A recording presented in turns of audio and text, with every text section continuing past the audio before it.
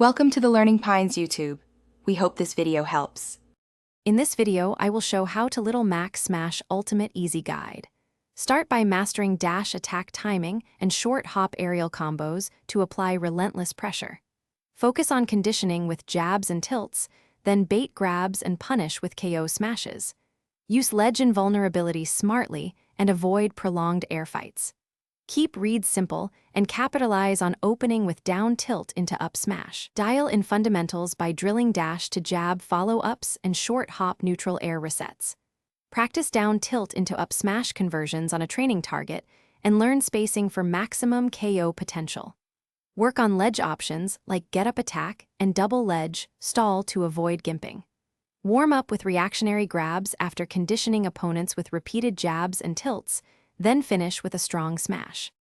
Pick stages that favor ground control and limit aerial escape routes to maximize Little Mac's strengths. Against zoners, practice wave dash approaches and jab pressure to collapse space quickly.